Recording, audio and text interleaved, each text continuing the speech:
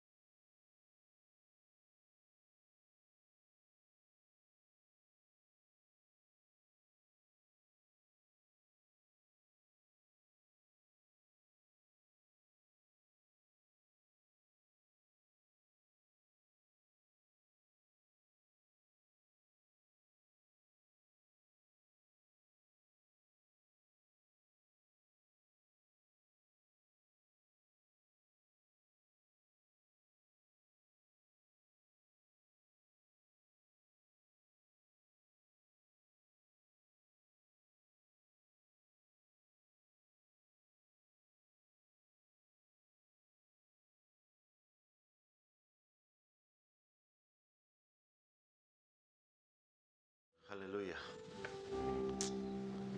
¿Qué sería de nosotros si no fuera por la fidelidad y la bondad de Dios? No nos cansemos de darle gracias porque Él es bueno y porque lo que nos sostiene no son nuestras capacidades, sino su gracia, su fidelidad, su amor para con nosotros. Es un gusto saludarlo en esta mañana. Qué bueno que nos podamos reunir. Decía o escribió el salmista: cuán delicioso es cuando los hermanos habitan juntos en armonía. Así que espero que podamos estar juntos, pero no solamente juntos, sino que también podamos estar en armonía, que es lo más importante, concentrados con un mismo deseo de adorar a nuestro Salvador. Si trajo su Biblia, por favor, vaya a Hebreos, capítulo 13. Para los que no están muy acostumbrados, nosotros tenemos la práctica como congregación de estudiar la Escritura de forma expositiva, estudiando un libro de la Biblia. Y empezó hace muchos años, cuando algún momento alguien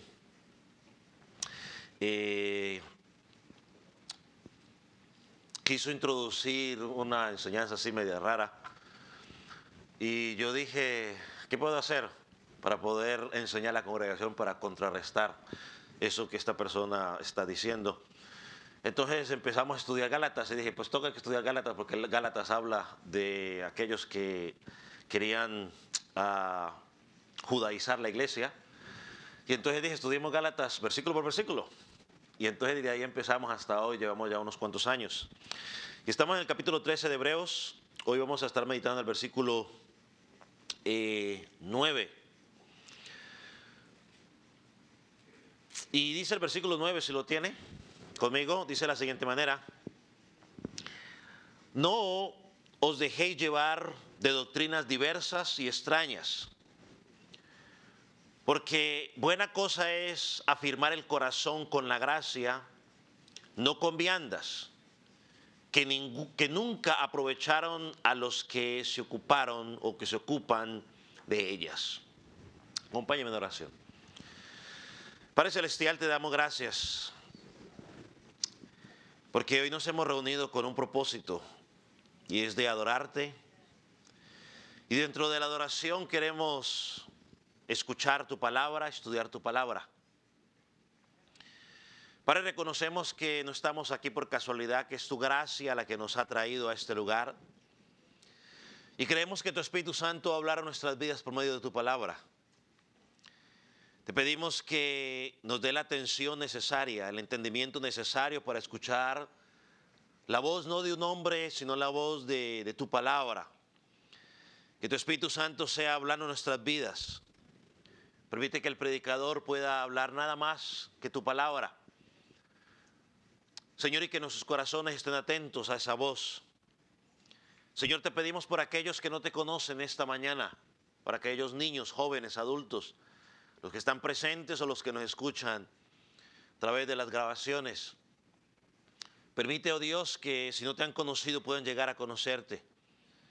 Que hoy tu Espíritu Santo pueda convencerlos de pecado, de justicia y de juicio, y que puedan correr a ti en fe y en arrepentimiento. Padre, gracias. Espíritu Santo, toca corazones como solo tú lo sabes hacer. En el nombre de Jesús. Amén. Puede tomar asiento.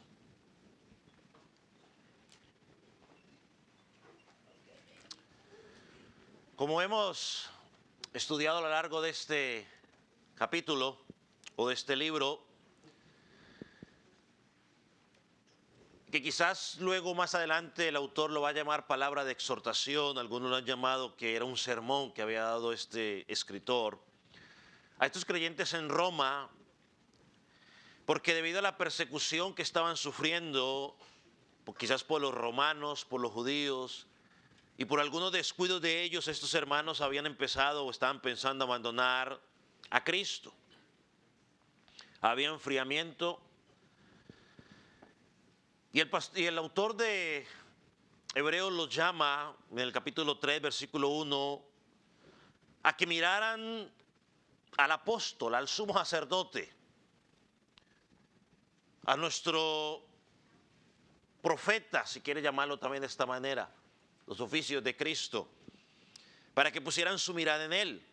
En Hebreos capítulo 12 les dijo, puesto los ojos en Jesús, el autor, el consumador de la fe, aquel que con ese gozo puesto se entregó en la cruz del Calvario. En los versículos 7 y 8, que tuvimos la oportunidad de estudiar la semana pasada, el autor los exhortó a mantenerse firmes en la fe. En la firmes como lo hicieron todos los santos del Antiguo Testamento, que mencionó en el capítulo 11 de Hebreos, y también como lo hicieron los propios pastores que ellos tuvieron en el pasado. Así como ellos perseveraron firmemente, le dice, ustedes también manténganse firmes. Todos ellos vivieron confiando en Cristo, murieron confiando en Cristo, reconociéndolo como la autoridad de todas las cosas. Le dice, ustedes hagan lo mismo. Así que los exhortaba, y por ende la exhortación también es para usted y para mí el día de hoy. Debemos seguir el ejemplo de buenos creyentes del pasado, que siguieron a Jesucristo hasta el final de sus vidas. Y lo recordamos porque, como dice también el Hebreos 12:29, nuestro Dios es un Dios como fuego consumidor. Un día tenemos que dar cuenta. Hoy la exhortación del autor sigue, y lo encontramos en el versículo 9 y lo vamos a dividir en tres partes. El mandamiento que el autor está dando, la razón de este mandamiento y la verdad de este mandamiento. Esas son las tres cosas que vamos a mirar el día de hoy. Miremos en primer lugar el mandamiento y su motivación. Leo una vez más el versículo 9. No os dejéis llevar de doctrinas diversas y extrañas, Porque buena cosa es afirmar el corazón con la gracia, no con viandas que nunca aprovecharon a los que se ocupaban de ellas. ¿Cuál es el mandamiento aquí? Se estará preguntando usted. Yo creo que el mandamiento del autor está en la siguiente frase o con la que comienza el pasaje: no os dejéis llevar. Ese es el mandamiento. No se dejen llevar. Según los estudiosos dice que en el original el verbo está en tiempo presente y en modo imperativo. ¿Qué significa eso? Que no se trata solo de una recomendación, sino que es una orden directa de parte de Dios para estos creyentes. Y como está en tiempo presente, lo que está indicando es que el problema que estaba teniendo no era algo del pasado, sino que era algo que estaba ¿qué? Pasando en el momento. Eso es lo que indica el tiempo presente. Estaba ocurriendo en ese momento. Entonces, en otras palabras, el autor lo que le quiere decir a esos hermanos es no de un problema que antes estaban pasando, sino un problema que estaban experimentando en el mismo momento. Y la palabra en el original literalmente significa ser llevados por la fuerza, o ser engañados, o ser apartados, o ser arrastrados lejos de la verdad. Eso es lo que significa esa palabra: no os dejéis llevar. O sea que el autor lo que le está diciendo es: hermanos, no se dejen llevar. No se dejen engañar. No se dejen apartar de la verdad. Dejen ya de permitir que esto siga ocurriendo entre ustedes. Lo interesante es que ese mismo término se utiliza en otras partes de la Biblia, y el mismo Señor Jesucristo lo usó cuando oró al Padre en Marcos capítulo 14, versículo 36. Busque Marcos 14, 36.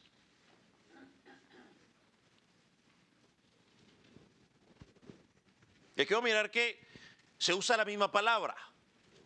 Marcos 14, 36. Jesucristo está orando al Padre. Mire lo que le dice: Abba, Padre, todas las cosas son posibles para mí, para ti, perdón. Y ahí está la palabra: aparta de mí esta copa, mas no lo que yo quiero, sino lo que tú quieres. Esa palabra apartar es el mismo término que está usando nuestro autor de Hebreos, que quiere decir mover algo de su lugar. Judas también usa la misma palabra, el medio hermano del Señor Jesús. En Judas capítulo 1, versículo 12, cuando está hablando acerca de los falsos maestros, usa otra traducción, pero es la misma palabra. Judas capítulo 1, versículo 12. ¿Lo tiene? Mira lo que dice: estas son manchas en vuestros ágapes, que comiendo impunemente con vosotros se apacientan a sí mismos, nubes sin aguas. Mira lo que dice aquí: llevados de acá para allá, esa es nuestra palabra, por los vientos, árboles otoñales, sin fruto, 2 veces muertos y desarraigados. Esa es la descripción que da el autor de Judas sobre los falsos maestros. Por lo tanto, lo que está haciendo el autor de Hebreos, está ordenando a los creyentes de Roma, y por lo tanto a usted y a mí el día de hoy, a que no se dejen mover, a que no se dejen arrastrar, a que no se dejen engañar. No sigan permitiendo que esas influencias los aparten de la verdad.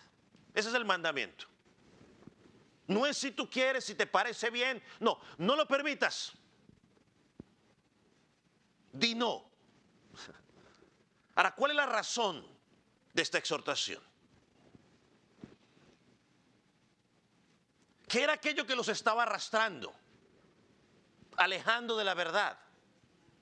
¿Qué era lo que estaba tratando de cautivar sus mentes? Creo que el mismo autor nos da la respuesta. Dice, no os dejéis llevar de doctrinas diversas y extrañas. Y si usted está viendo en su pantalla, yo seleccioné la palabra de. Porque según los estudiosos, la mejor traducción debía haber sido la siguiente: no os dejéis llevar por doctrinas diversas y extrañas. Póngame la otra, ahí está, subrayada por. No os dejéis llevar por doctrinas. Si usted tiene un poco de confusión, ¿qué es doctrina? Doctrina simplemente es enseñanzas, otra forma de decirlo, enseñanzas. Entonces lo que el autor está diciendo es que lo que está apartando a estos hermanos, o lo que los está alejando de la verdad, eran enseñanzas o doctrinas diferentes y ajenas al evangelio. Y yo quiero que tenga algo aquí en cuenta. El autor no está hablando aquí de dos cosas distintas. Él no está hablando aquí doctrinas diversas y doctrinas extrañas, no. Lo que el autor está diciendo o está señalando es que esas enseñanzas al mismo tiempo eran diversas y extrañas. Tiene que entenderse de esa manera. No se dejen arrastrar por doctrinas que son diversas y que son extrañas. Vamos a entender una de las palabras. Nuestra primera palabra es traducida como diversas. Literalmente significa cambiantes, significa variadas o de muchos tipos. Eso es lo que significa esa palabra diversas. En el mundo antiguo, esa palabra se usaba para describir, por ejemplo, la piel del leopardo con sus diferentes manchas que tenía. También era usada para las estaciones del año que van cambiando. O incluso también se usaba en la antigüedad para la variedad de sonidos en la música, diversas. Es el mismo término que el apóstol Pablo, cuando hablaba de los falsos maestros que entraban en las casas y llevaban cautivas a las mujeres débiles, eran arrastrados. Él decía, no se dejen arrastrar por diversas concupiscencias. Es decir, por diferentes tipos de deseos pecaminosos. Ahora encontramos otro término, y el término que usa el autor aquí es extrañas. Esta palabra en el idioma original significa desconocido, ajeno o extraño. Desconocido o ajeno. Pues extraño. Es la misma palabra que también usó el apóstol Pedro. Y él la usó en Primera de Pedro, capítulo 4, versículo 12, donde lo expresó de la siguiente manera. Amados, no os sorprendáis del juego de prueba que os ha sobrevenido, como si alguna cosa extraña os aconteciera.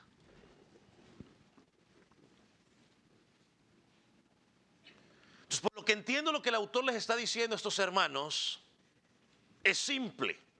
El autor le está diciendo o le está previniendo de enseñanzas que eran ajenas, extrañas o desconocidas al evangelio.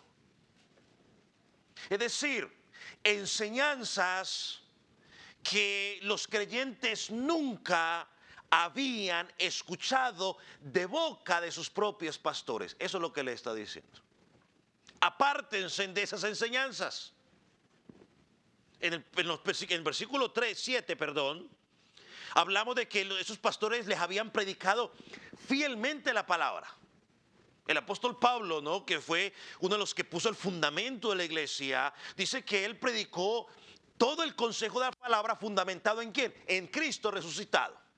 Entonces los pastores estaban haciendo lo mismo. Anunciaron la palabra, como dijo el apóstol, a tiempo y fuera de tiempo. Pero estas nuevas enseñanzas que habían traído estos maestros a Roma no formaban parte de esas enseñanzas que habían recibido desde el principio. Y dice, pongan atención. Hoy hay muchas enseñanzas que muchas veces, hermano, son diversas y extrañas. Es decir, son contrarias a la palabra de Dios. No voy a entrar en detalles, pero hay muchas. Entonces el punto del autor es que estas enseñanzas debían rechazarlas, no porque las decía, sino porque no eran compatibles ¿con qué? Con el Evangelio, con lo que Cristo enseñó, ajenas a la verdad. Y yo se lo he dicho, el Espíritu Santo nunca te va a llevar a una enseñanza que sea contraria a lo que Cristo ya enseñó. El Señor Jesucristo dijo que se iba a ir y que no nos iba a dejar solo, que nos iba a dejar ¿a quién? Al Consolador. Y el propósito del Consolador, del Espíritu Santo, era recordarnos que todo lo que Cristo ya enseñó. O sea, el Espíritu Santo no sale con cuentos raros de última hora, última noticia. No.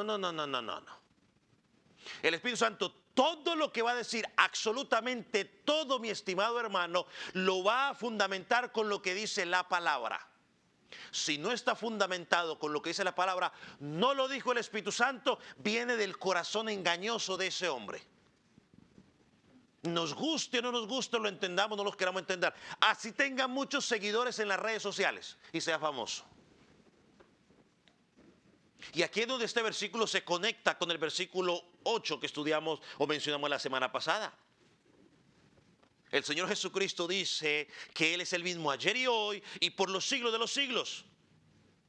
Es decir, que las doctrinas que Cristo ya estableció son firmes, son estables, no son cambiantes. Están ahí. Lo único que tenemos que hacer nosotros es entenderlas. Ahora, que muchas veces, dijo un predicador,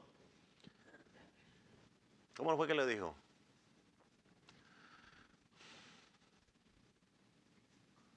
Si hay algo en la Biblia que no te gusta, el problema no es la Biblia, el problema somos nosotros. Porque nuestro pecado muchas veces nos lleva a querer adaptar la Escritura a lo que a mí me hace sentir bien. Por eso el autor exhorta a sus hermanos, deténganse. No se dejen arrastrar, porque todas esas enseñanzas son contrarias. Yo lo he dicho desde este púlpito muchas veces y lo seguiré diciendo mientras tenga la oportunidad de compartir. No le digan amén, gloria a Dios a todo lo que escuchan. Vaya a la Escritura y compare. Tenemos que ser como los de Berea. A Berea no les estaba enseñando el pastor Klinger, les estaba enseñando el apóstol Pablo. El que fue llamado directamente de Dios. Y la gente dice que cuando se iban y comparaban si eso era con las Escrituras. Pastor, pues no las tenían en ese momento. Bueno, no tenían el Nuevo Testamento, pues el Antiguo lo tenían. O sea, iban y comparaban si todo lo que él decía estaba, ya lo habían dicho los profetas. Hoy tú y yo tenemos la revelación completa, hermano. Lo que escuche, vaya, compárelo. Vaya, compárelo. No traguemos entero.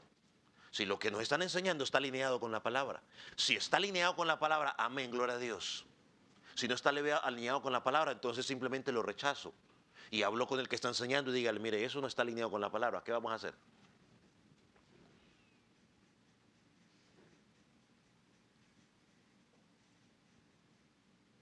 Entonces, el pastor no es faraón.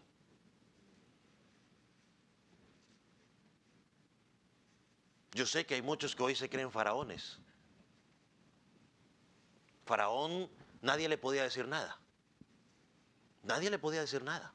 Porque si alguien le decía algo a Faraón, ¿qué pasaba? Lo mataban. No, el pastor no es Faraón, el pastor es una oveja más.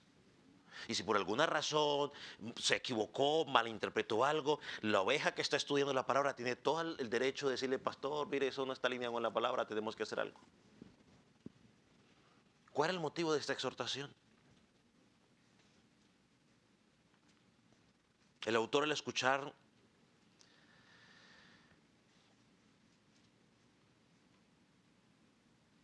¿cuál era el motivo de la exhortación?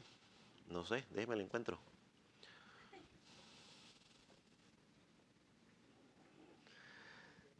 Que estos hermanos estaban enfrentando dudas, estaban enfrentando temores, estaban enfrentando enfriamiento espiritual. Y como él ya lo dijo en el pasado, la causa de eso era la negligencia espiritual. Ya habían dejado de congregarse, ya en lugar de acercarse más entre ellos estaban alejando, ya no querían escuchar la palabra de Dios, entonces pues estaban alejándose de la ancla de su alma, que es Cristo, como dice Hebreos capítulo 6. Andaban como un barco a la deriva, sin rumbo fijo, llevado de aquí para allá. Había inmadurez, les dijo en algún momento, hermanos, ustedes deberían ser ya, ¿qué? Maestros. Y no es que era que todos tenían que enseñar, sino lo que le está diciendo es que ustedes ya deberían estar al menos firmes, sólidos en ciertas áreas. Porque tenemos que, no todos tienen la capacidad de enseñar. Pero yo no puedo tener la capacidad de enseñar, pero al menos estoy maduro y sólido en lo que creo en Jesucristo. Que cuando alguien me pregunta, yo puedo contestar. Hermanos, es un grave peligro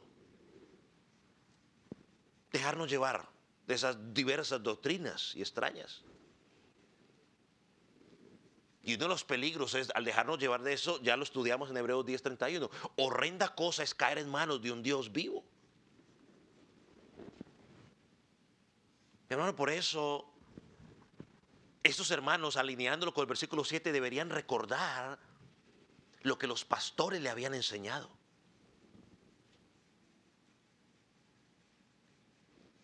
Debían mirar no solamente cómo vivían sus vidas, sino lo que habían enseñado. Porque los líderes, los pastores son un regalo que Dios ha hecho a la iglesia. Vaya conmigo a Efesios capítulo 4, versículo 15, versículo 11 y 15.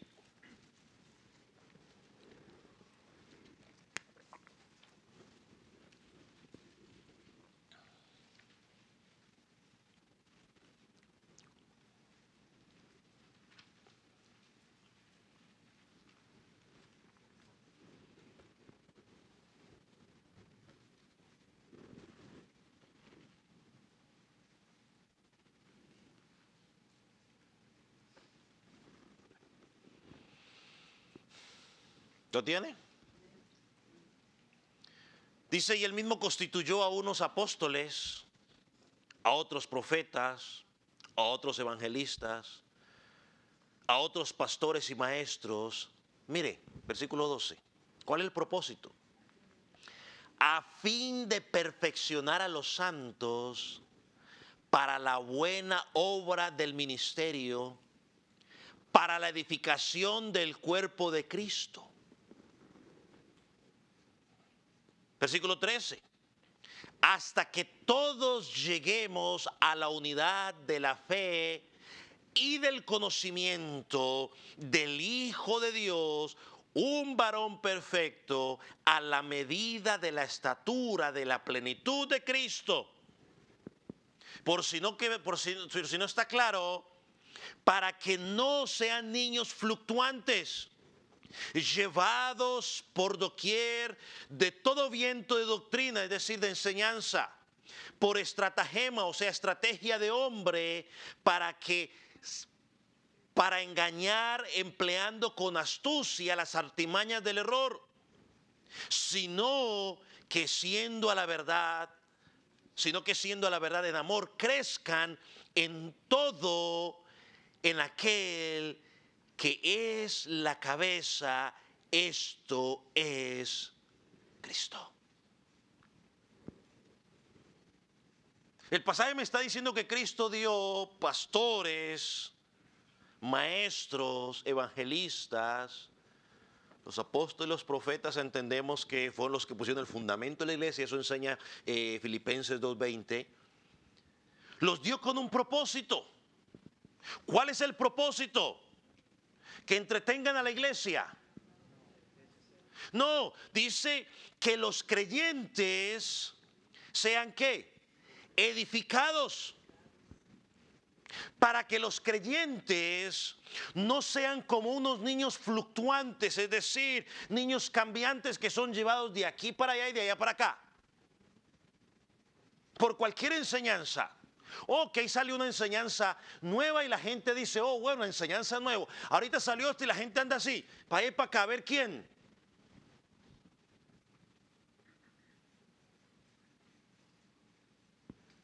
Ese es el peligro de las iglesias YouTube.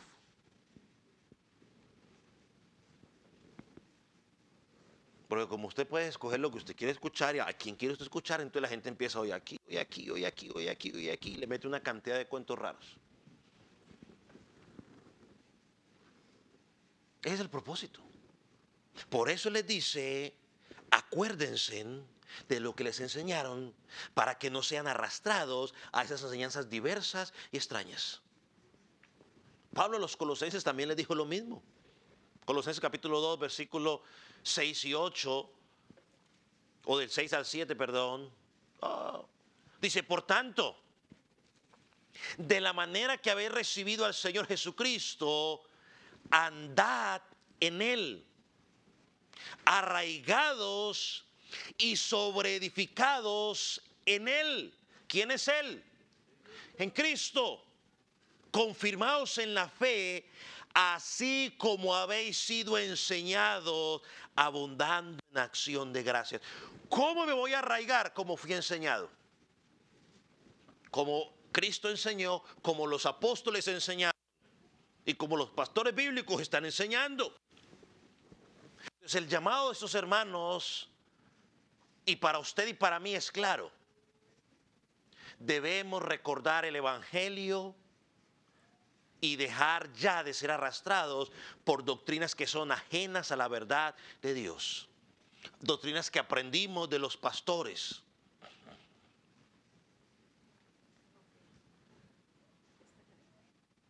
Okay. Y esas aguas hay que revisarlas porque Estas son nuevas. son nuevas. Estas. La otra que le había dado era estaba ahí. Okay.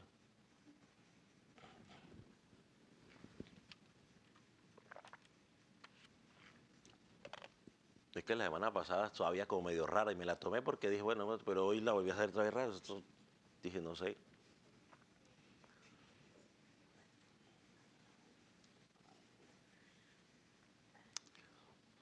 Esta ya sabe agua.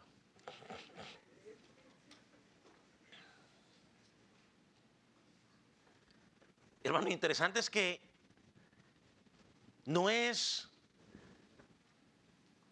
intenten de dejarlo. Traten, hagan su mayor esfuerzo. No, es abandónenlo por completo. Vuelvan a Jesús. Es un llamado radical. Tengo que hacerlo. Mire lo que dijo un comentarista, William Lane, que apunta a crear un contraste entre el versículo 9 y el versículo 7. Él dice lo siguiente: en lugar de dejarse llevar por doctrinas falsas, estos hermanos debían imitar la fe de sus pastores. En lugar de escuchar diversas doctrinas y extrañas, debían escuchar la palabra de Dios que sus pastores les habían dado de día y de noche. Y en lugar de seguir a falsos maestros, debían seguir los ejemplos de fe que tenían en sus pastores y debían hacerlo ya. No es para mañana, ya. Ahí sí entra el adagio popular: no dejes para mañana lo que puedes hacer hoy. Es ya. Es ya. Un ejemplo bíblico, si no quiere que le dé un adagio popular, un ejemplo bíblico: el hijo pródigo. Todos recuerdan el hijo pródigo, la historia del hijo pródigo. El hijo pródigo, después de que hizo un análisis, llegó y dijo: me levantaré. Y mire, ¿qué hizo? Se levantó y se fue. Él no dijo: bueno, cuando cambie la situación económica donde estoy, voy a ir. Él no dijo: bueno, voy a recoger un poquitico de dinero y voy a ir. Él no dijo: bueno, cuando vengan mis amigos. No, no, dijo: me levanté y me voy. Se levantó y se fue. Hay que hacerlo ya. No es para mañana. Ahora, ¿cuál fue la razón del mandamiento? Segundo punto. Es decir, ¿qué estaba sucediendo en la vida de estos hermanos para que el autor les dé ¿qué eran las doctrinas peligrosas? Leamos el texto una vez más. No os dejéis llevar de doctrinas diversas y extrañas, porque buena cosa es afirmar el corazón con la gracia, no con viandas.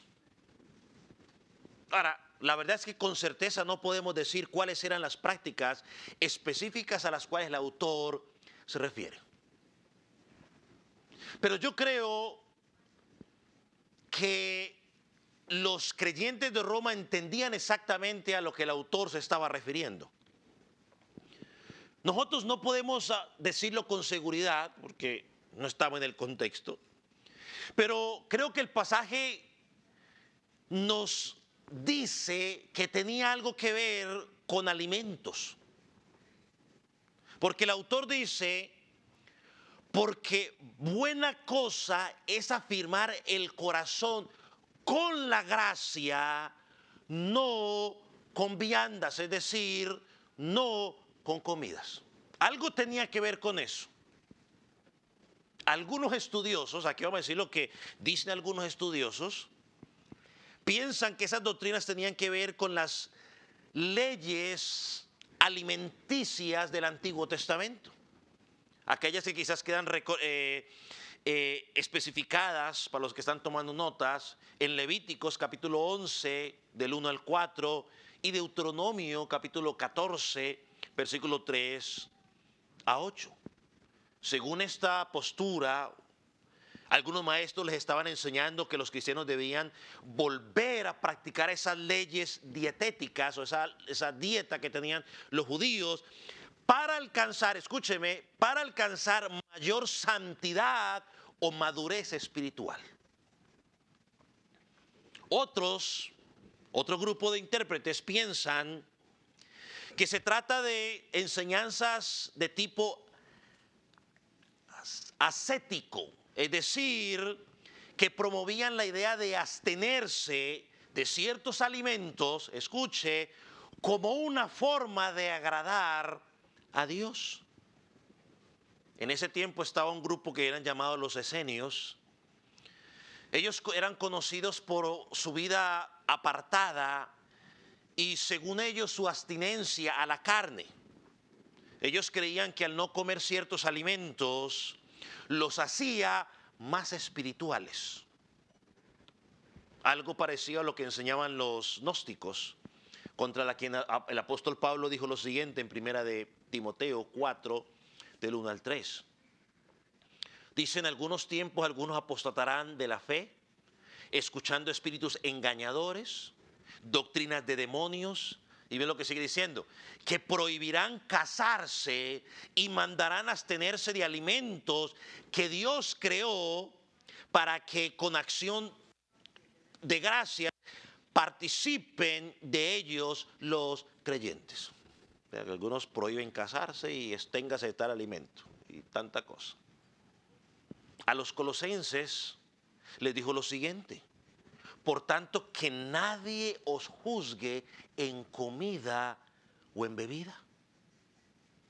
Sin embargo, dicen ellos que es poco probable que el autor estuviera refiriéndose a ese tipo de abstinencia, ese segundo punto.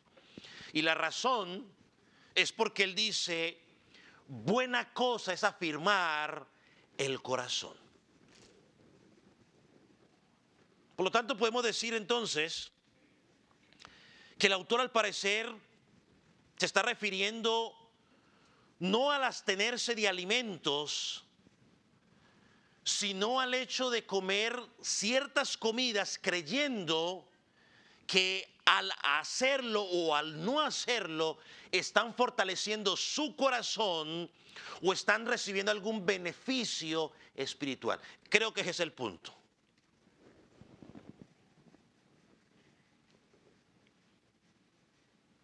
La versión internacional, la nueva versión internacional, normalmente no la usamos mucho, pero mire cómo traduce la nueva versión internacional este versículo.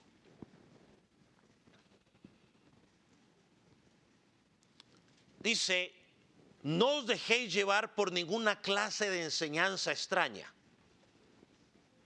Conviene que el corazón sea fortalecido por la gracia y no por alimentos rituales que de nada aprovechan a quienes comen.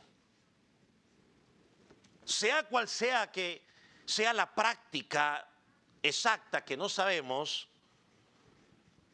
ya fueran las leyes alimenticias o las comidas rituales que ellos hacían, el problema central era el mismo.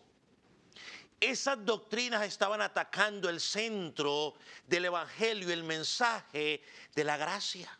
Por eso el autor le dice el versículo 9, porque buena cosa es afirmar o fortalecer el corazón, ¿con qué?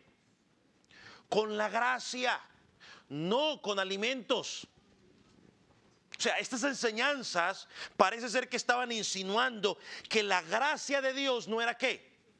Suficiente. Necesitas algo más para afirmarte espiritualmente. Pero el evangelio enseña totalmente lo contrario. Nuestra fortaleza, nuestra seguridad espiritual, nuestra salvación descansan única y exclusivamente en la gracia de Jesucristo. Por eso el autor la llama doctrinas extrañas. Son ajenas al evangelio. Son incompatibles con Cristo. Porque el apóstol Pablo dice en Efesios 2, versículo 8, por gracia sois salvos por medio de la fe. No de vosotros. Es un don, es un regalo de Dios. Entonces, la verdad que fue predicada por estos pastores, a estos hermanos en Roma, no era nueva. Era una enseñanza que estaba fundamentada en lo que los apóstoles enseñaron, quienes recibieron el mensaje directamente de ¿quién? De Jesús, quien también fue predicado por los profetas, los jueces. Es más, fue el mismo mensaje que le fue predicado a Israel, el mismo mensaje que le fue predicado a Adán y a Eva después del pecado en el huerto del Edén. La salvación, la vida cristiana dependen únicamente de la gracia de Dios. Por eso los falsos maestros se acercan fácilmente a los cristianos o a aquellos que son inmaduros en las enseñanzas. Y yo le decía, no, si usted puede seguir siendo cristiano, pero si quiere mayor beneficio espiritual, debías cumplir ciertas reglas, y en esa relación parece ser que eran comidas. Hoy cambia, ¿no? Hoy usted quiere ser más espiritual, eso sí queda en Cristo, pero tienes que hacer esto aquí. Eso es atacar el evangelio, porque nos está diciendo Cristo y su gracia no son suficientes. Cuando Jesucristo dijo en la cruz del Calvario, claro, consumado es, no hay más nada que hacer. Si algo falta, entonces el sacrificio de Cristo en la cruz del Calvario no fue suficiente. Entonces, pues ahí sí cerremos la Biblia y vámonos. Dice el apóstol Pablo, pues entonces vana es nuestra fe. Si algo le faltó a Jesucristo, pues entonces la Biblia nos ha engañado. Dediquémonos a otra cosa.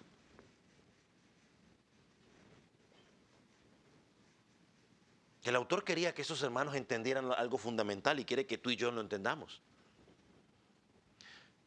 Pretender aferrarse a Cristo externamente, dependiendo de otras cosas, de otras prácticas, es contra el Evangelio. Todo lo que tenemos que añadirle a la gracia de Dios, amada iglesia, es doctrina satánica. Así lo presenta el apóstol Pablo. Es una doctrina satánica. Tú afirmas tu corazón con la gracia de Dios. Mira, Dios te ha dado gracias. Una de las gracias que Dios nos ha dado es su palabra. Es la oración, es tu intimidad con Él, es la iglesia local que nos ha dado para afirmar nuestros corazones. No necesitamos comidas, no necesitamos rituales, no necesitamos reglas humanas para fortalecernos espiritualmente. Lo único que necesitamos es lo que ya tenemos, ir a lo que ya tenemos. Me mandaron un video en estos días, yo creo que usted tuvo que haberlo visto, ya mucha gente lo ha visto, donde un joven le dice al pastor, pastor, quiero que Dios me hable, y el pastor le dice, pues mira, ahí está la Biblia. Pero el joven le dice, no, pastor, pero es que yo quiero que escuchar la voz audible de Dios. Y le dijo, bueno, lee la Biblia en voz alta. ¿Qué más quieres? Tercero, la verdad de este mandamiento. ¿Cuál es el fundamento del autor para dar esta exhortación a los hermanos en Roma y a nosotros el día de hoy? Bueno, pues la verdad, la evidencia o la respuesta está en la evidencia bíblica. El autor conocía muy bien el Antiguo Testamento. Porque, mire cómo le dice, mire lo que le dice al final del versículo 9.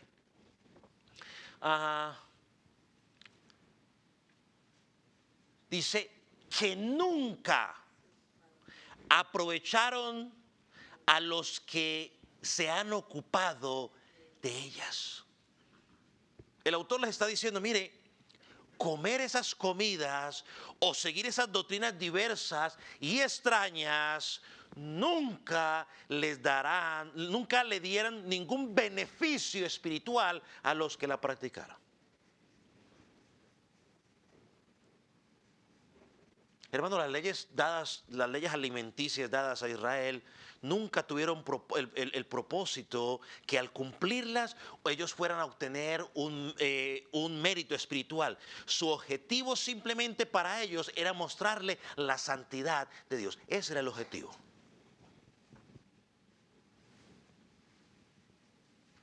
La santidad no se obtiene por obras, sino por la gracia de Dios obrando en nosotros. Vamos a Hebreos 9, versículos 9 y 10, que ya estudiamos, para entender este punto. Dice, lo cual es símbolo para el tiempo presente, según el cual se presentan ofrendas y sacrificios que no pueden hacer perfecto en cuanto a la conciencia al que practique ese culto. Y en ese momento le enseñamos, ¿no?, que eso simplemente proveía un alivio temporal, ya que consiste solo en comidas y bebidas de diversas abluciones y ordenanzas acerca de la carne impuestas hasta el tiempo de la reforma de las cosas, es decir, hasta que Cristo se manifestara. Cuando llegó el nuevo pacto, todas esas ordenanzas externas fueron abolidas porque eran una sombra de lo que Jesucristo iba a hacer. Eso no podía traer ningún beneficio espiritual a los que las cumplían. Por eso es que el apóstol Pablo a los Gálatas, cuando los judaizantes los quieren regresar otra vez a lo mismo, les dijo, hombre, yo quedo perplejo en cuanto a ustedes. Y les hace una pregunta. O bueno, antes de ir allá, porque ellos habían recibido el evangelio, estaban contentos con el evangelio, pero querían volver a las leyes del judaísmo. Los judaizantes le estaban diciendo, sí, crean en Cristo, pero ahora tienen que circuncidarse. Y muchos de ellos estaban, uy, tengo que circuncidarme. que era necesario para agradar a Dios. Cuando la Biblia enseña que ahora, cuando Cristo vino, no necesitamos la circuncisión externa, sino que es la circuncisión del ¿qué? Del corazón. Si tiene que hacerlo a su hijo o usted por razones médicas es otra historia. Pero que nadie salga ahí, lo voy a ir a hacer porque me hago más espiritual o porque Dios, mire, ahorres el billetico mejor. Inviértalo en otra cosa. No. Estos hermanos estaban abrazando y a lo que nos va a meter ahora, el legalismo. Por eso fue que el mismo apóstol a los Gálatas les preguntó, y le hizo esta pregunta en Gálatas 3:2. ¿Recibiste el Espíritu por las obras de la ley o por oír con fe? O se lo pongo de otra manera. El beneficio espiritual llegó a ustedes por lo que hicieron o por la gracia y la fe. La respuesta es por la gracia y la fe. Hermano, ninguna obra extraña, la circuncisión, ninguna comida especial, ninguna ceremonia religiosa puede fortalecernos espiritualmente o ayudarnos a vencer el pecado en nuestras vidas. Es la obra de Cristo obrando en nuestras vidas. Eso es lo que nos fortalece. Es nuestro tiempo que invertimos en comunión con Él, en búsqueda de su presencia. Es su gracia. La cruz de Cristo demuestra que no hay nada más que podamos añadir para ser salvos, ni para crecer en santidad por nuestra cuenta. No hay nada. Hay gente que dice, no, es que tú tienes que hacer el 99% y Jesús hizo el 99% y tú haces el 1%. Hermano, eso es una doctrina errada. Jesucristo hizo el 100%. Pare de contar. Sí, yo entiendo que a nosotros nos gusta tener créditos, pero ahí no hay crédito que valga. Y lo dice la Escritura, no lo dice el pastor Klinger. Para que nadie se gloríe. Imagínense llegar allá, no, si el apóstol Pablo, porque yo escribí 13 libros, 13 apóstolas. ¿Usted y yo cuántas hemos escrito? ¿Qué hacemos ahí? No es que no es por obras, es por la gracia de Él. Hermano, el legalismo y las doctrinas humanas son peligrosas y se han metido, siempre se han tratado de meter a la iglesia del Señor Jesucristo. Satanás tiene dos estrategias para buscar atacar la iglesia. Y lo primero que hace es por la persecución externa. La iglesia a lo largo de la historia ha sufrido persecución. Nosotros en este hemisferio disfrutamos, somos la excepción a la regla por ahora. En algunas partes, porque sí. Pero Satanás sí ataca a la iglesia bajo la persecución. Y la segunda forma, y quizás es la más peligrosa, son las falsas doctrinas que atacan a la iglesia no de afuera, sino de adentro hacia afuera. Así fue como los primeros creyentes fueron puestos en peligro.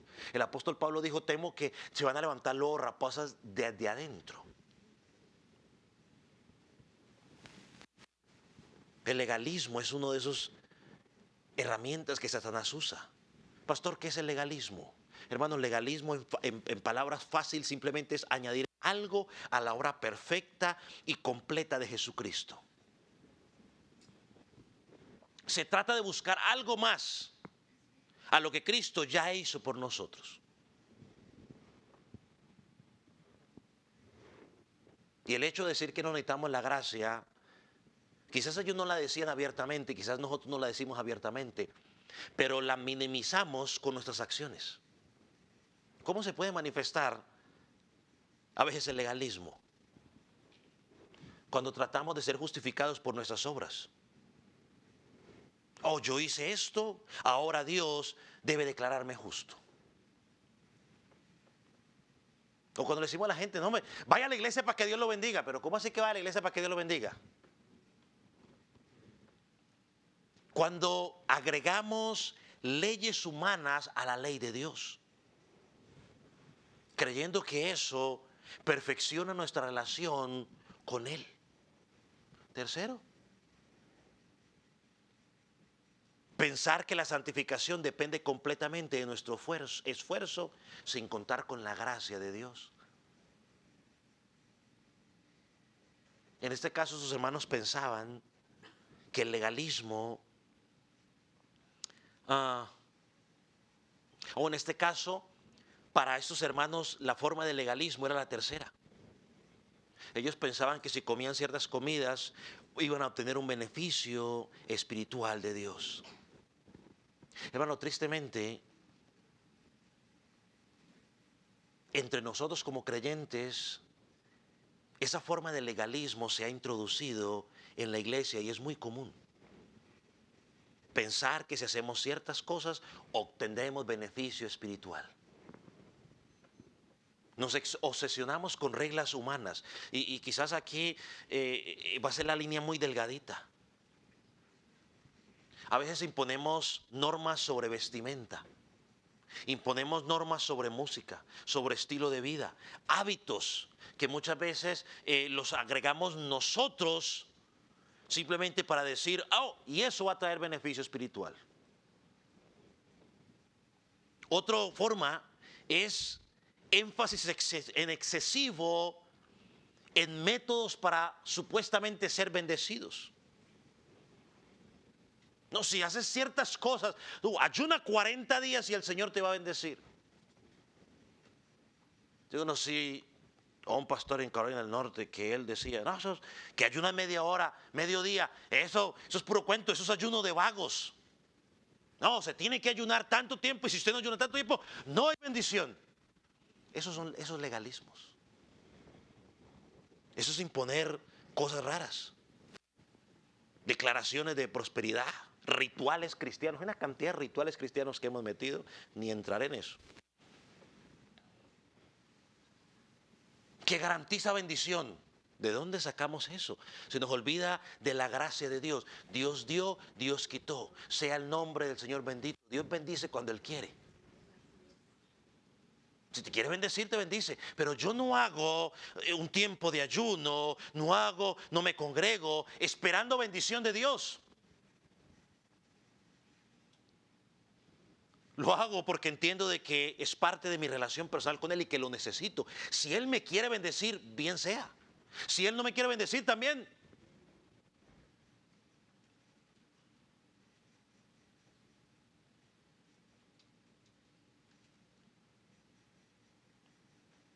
Hermano, el deseo de obedecer a Dios y de agradarle quizás no es el problema. El problema es convertir medios humanos en el fin para alcanzar esa santidad.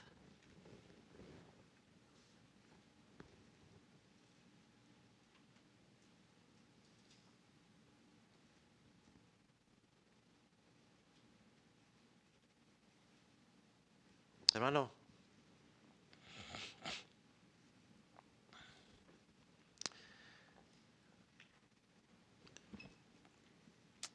bueno, lo voy a decir. No lo quería decir, pero lo voy a decir. Permítame darle un ejemplo de legalismo. Porque a veces el legalismo no aparece tanto en enseñanzas así medias extrañas, sino que muchas veces se mete sutilmente. Hace unos años yo pensaba que mientras cantábamos todos tenían que levantar las manos para ver verdaderamente adorar a Dios. Pensaba que la presencia de Dios dependía de que todos levantaran las manos.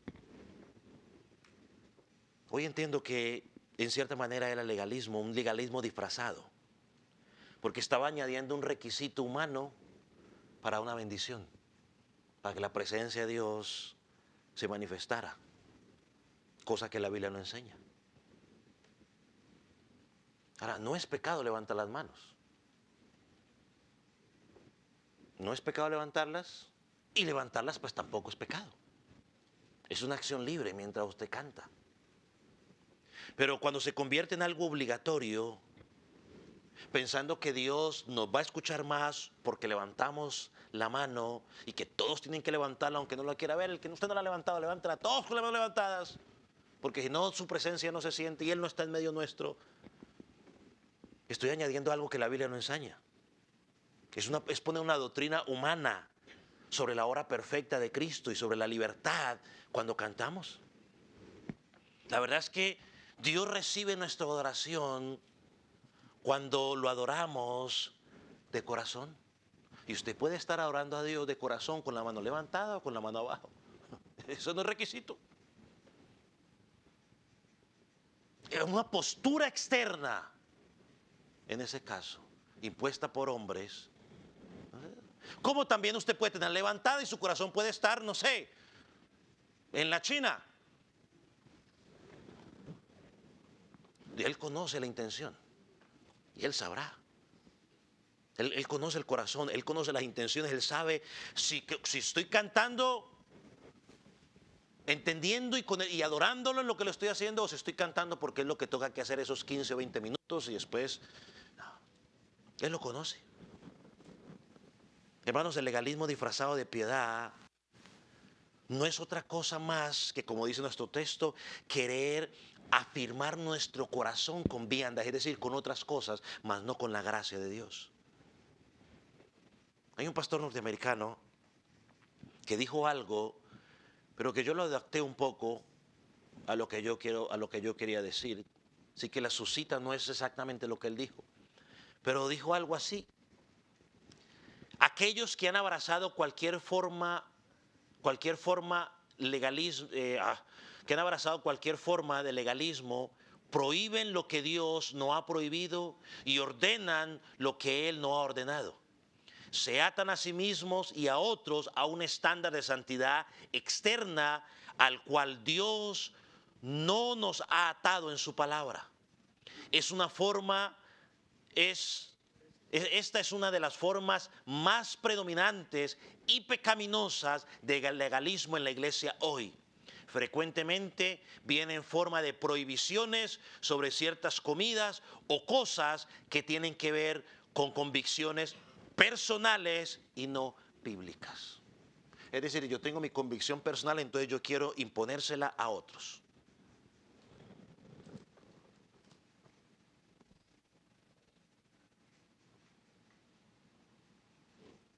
Dijo Martín Lutero: la herejía más condenable y pecaminosa que jamás haya plagado la mente del hombre fue la idea de que de alguna manera él podía hacerse a sí mismo lo suficientemente bueno para merecer vivir con un Dios santo. Lamentablemente, eso lo hemos trasladado nosotros hoy a la hora de compartir la cena del Señor. Algunos creemos que para poder participar de la cena del Señor debemos haber hecho lo suficiente bueno durante esta semana. Haber orado más, haber leído la Biblia más, haber pecado menos. Y si no lo hicieron, entonces no soy digno de participar de la cena del Señor. Pero yo quiero recordarles algo con amor, sin que esto se convierta en una licencia para pecar. Ningún cristiano ora lo suficiente. Ningún cristiano lee la Biblia lo suficiente, ni deja de pecar completamente lo suficiente.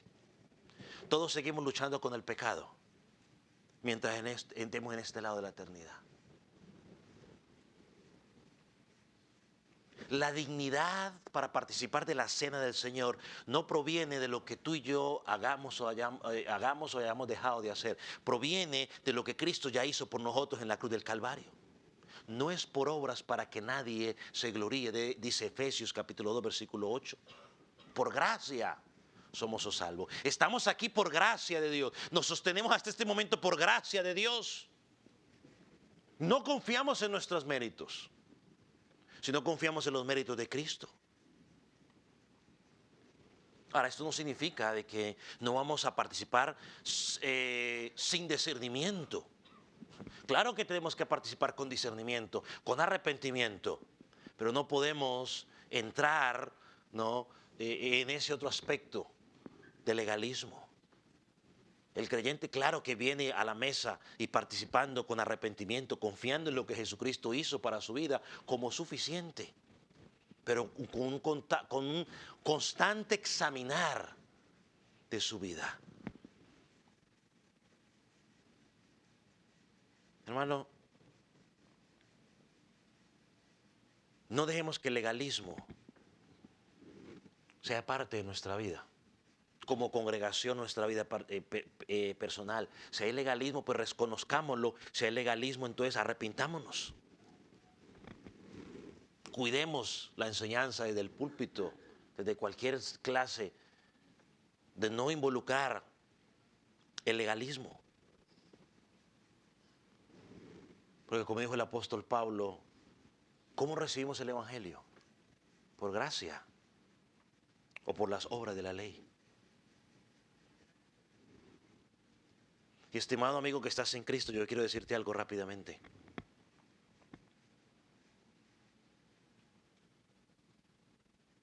La gracia de Dios en el evangelio es la única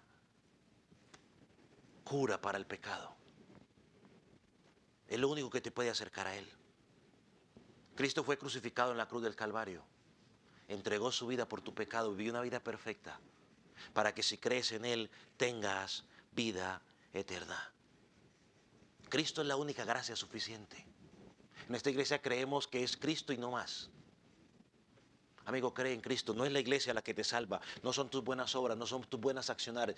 Tus obras son el reflejo de que estás salvo en Cristo.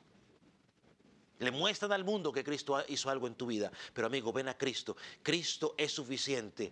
Cristo y nada más. Él dijo en la cruz del Calvario, consumado es. No se necesita más nada. Amigo, pero ven a Cristo. Porque Él es la única esperanza de tu vida. Ven a Él en fe y en arrepentimiento. Él es la única esperanza. Vamos a orar. Ponte sobre tus pies.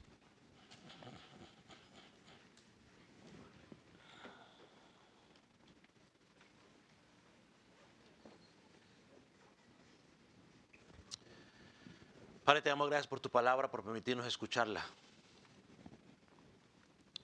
Señor, te pedimos que nos ayudes a permanecer fieles a ti. Señor, ayúdanos a permanecer fieles a la doctrina o a la enseñanza que hemos aprendido de los apóstoles en tu palabra. Señor, protégenos. Señor, de ser desviados, de ser arrastrados por algunas enseñanzas o legalismo que quieran introducirnos. Señor, te rogamos que nos ayudes a confiar no en nuestras propias fuerzas, sino confiar en lo que tú hiciste por nosotros. Señor, si en algún momento queremos descansar en lo que nosotros podemos hacer o hemos hecho, que tu Espíritu Santo nos redarguya. Señor, oramos por aquellos que no te conocen, que hoy están aquí, por aquel niño, por aquel joven. Señor, que todavía no ha tenido un encuentro personal contigo, para que hoy pueda llegar a conocerte. Oramos para que puedan encontrar salvación. En el nombre de Jesús. Amén. Hermanos, hoy vamos a participar de la cena del Señor.